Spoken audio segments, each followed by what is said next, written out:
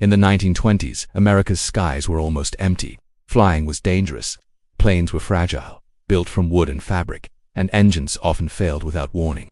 Only a few young daredevil pilots had the courage to take them up. Their mission was not to carry passengers but to move mail faster than trains. The US government gave contracts for airmail, and pilots risked their lives flying in storms, fog, and freezing nights. Charles Lindbergh, who later became famous for crossing the Atlantic, started his career flying mail routes. He flew from Chicago to St. Louis, fighting wind, rain, and lightning. Many never returned.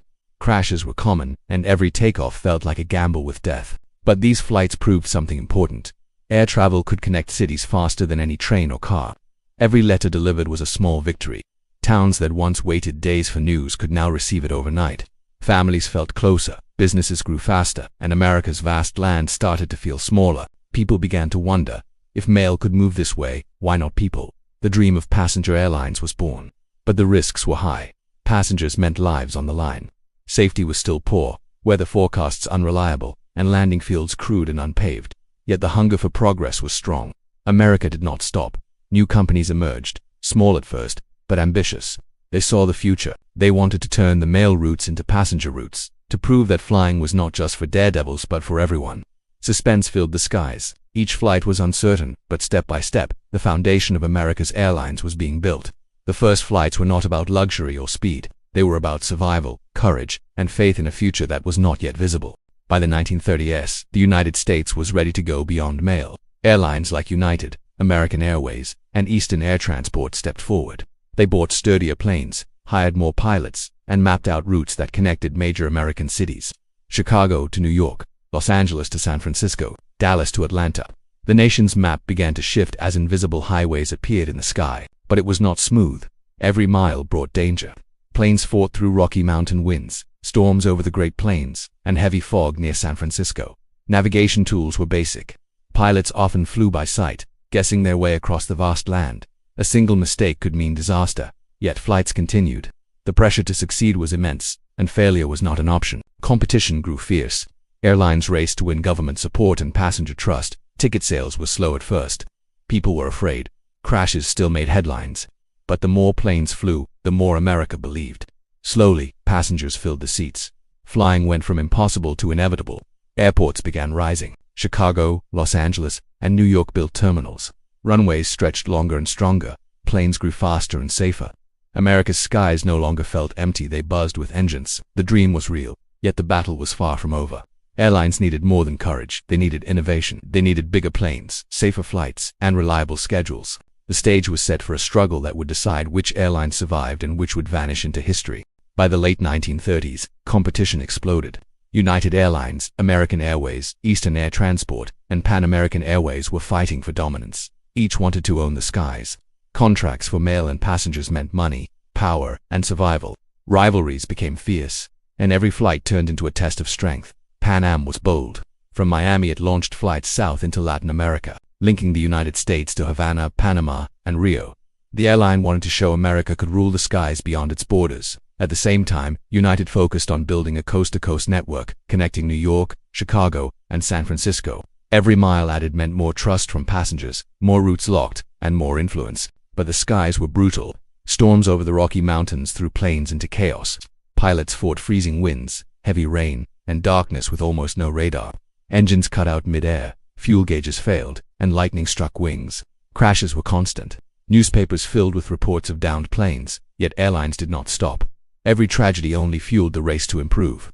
Pilots became heroes. Men like Eddie Rickenbacker, a World War I ace, now flew commercial planes for Eastern. Their reputation gave courage to passengers, but even heroes had limits. Rival airlines pushed harder, building bigger aircraft and demanding longer routes. The tension was electric. No company wanted to be second. The government watched closely. It gave subsidies and contracts to the strongest airlines, forcing weaker ones to merge or collapse. By the end of the decade, only the toughest remained. America's skies were no longer free. They were battlegrounds owned by powerful carriers. The suspense grew with every flight. Would the engine last? Would passengers make it through the storm? Would this airline still exist tomorrow? The competition was deadly, but it shaped the system. Airlines that survived these battles earned more than money. They earned America's trust. That trust would carry them into the golden age. The 1950s brought a revolution. Jets arrived. The Boeing 707 roared into the sky, and America would never be the same. Planes no longer crawled across the nation. They cut through it in hours. New York to Los Angeles, once a full day's journey, became a morning's flight. The nation's size seemed to shrink.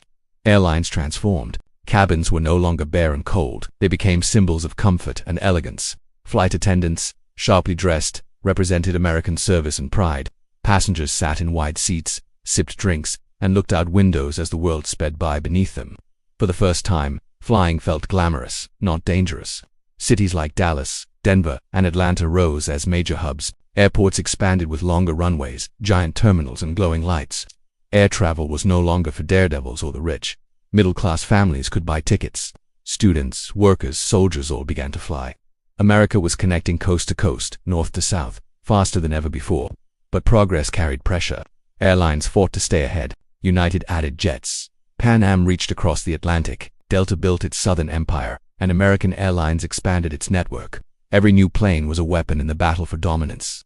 The suspense of early survival had turned into the suspense of expansion. Could airlines meet demand? Could they handle costs? Could they stay safe as skies grew crowded? Crashes still happened, and each one shook the nation. Yet the promise was stronger than the fear. America believed in flight. The golden age was more than technology. It was national pride. Every flight carried the message: America leads the world in the air. Families crossed states in hours. Soldiers returned home quickly, and business spread everywhere. The sky was no longer a barrier. It was a bridge. By the 1960s and 1970s, American Airlines ruled the skies. Pan Am's blue globe logo became a symbol recognized worldwide. From New York to London, from San Francisco to Tokyo, its jets carried America's reach across oceans. United and American Airlines dominated domestic routes, while Delta and Eastern fought for their share. The battle never stopped, it only grew bigger. Technology pushed forward. Jumbo jets like the Boeing 747 lifted hundreds of passengers at once. Airports turned into cities, with endless gates, restaurants, and runways. Flying became routine. Businessmen flew weekly. Families vacationed far from home. But suspense never left the skies. Oil crises, labor strikes, and rising costs tested airlines. Some collapsed, others merged. Every challenge forced the survivors to adapt. The industry was brutal, but the survivors became stronger. What remained was more than companies. Airlines had rewired America. They turned a vast land into a connected nation. New York could speak to Los Angeles in a single day. Chicago linked east and west. Dallas tied the south to the rest of the country. America was stitched together by wings. The message was clear. The airlines did not just serve the nation, they shaped it. Every daring flight in the 1920s, every battle in the 1930s, every glamorous jet of the 1950s, and every massive 747 of the 1970s built the America we know today. The story of U.S. Airlines is not just about planes. It is about courage, survival, rivalry, and triumph.